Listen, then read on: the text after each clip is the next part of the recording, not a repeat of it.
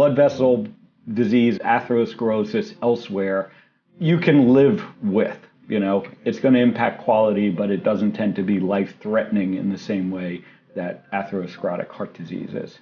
And for reference point for people, if they're envisioning like a shoelace or a pen, how big or small are the coronary arteries? Like, what's a reference that we Yeah, so we're really talking, a couple of millimeters. So you're talking like a spaghetti strand.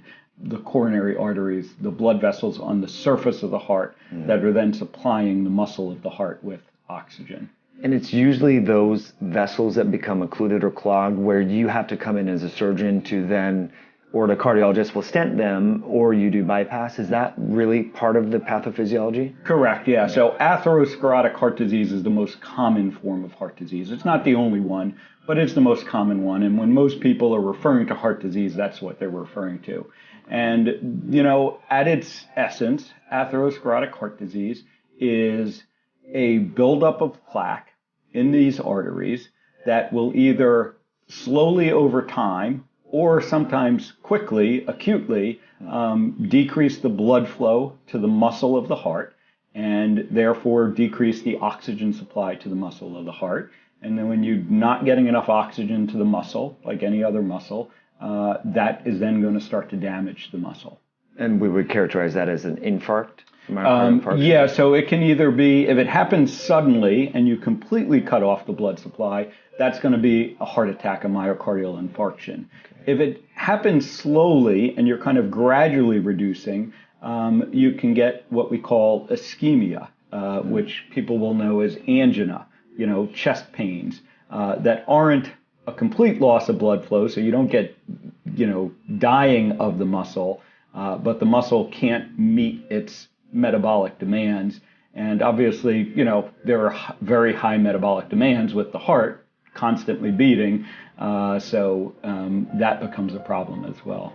Interesting. And so is it the ischemia that triggers the reduced cardiac output? We hear about left ventricular hypertrophy in that and poor output and cardiac ejection fraction.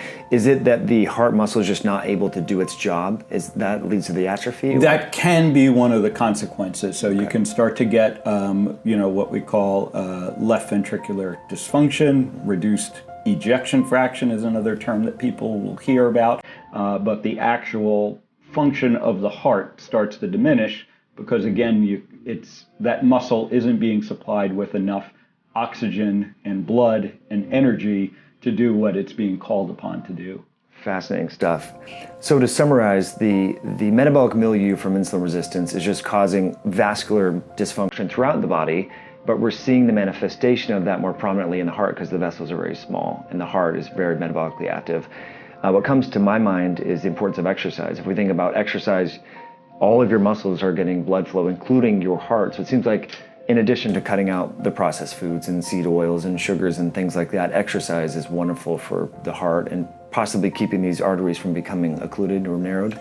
Yeah, so, exercise has never really been shown to help prevent atherosclerosis, but that doesn't mean that it's not beneficial. And, the way to think about it is the stronger your heart is to start with, the more it's going to be able to tolerate, the decreased blood flow. So if your heart is strong to start with, then as you're having decreased blood flow, you're going to have more capacity to deal with that, I guess is how I would put it.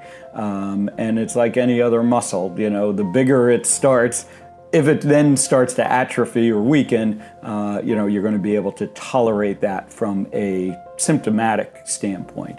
But it doesn't really change the damage that's being done. So exercise is certainly helpful, and we know that things like building muscle can help protect your metabolic health, can help protect you from insulin resistance. So in that sense, it kind of indirectly is helpful in preventing atherosclerosis.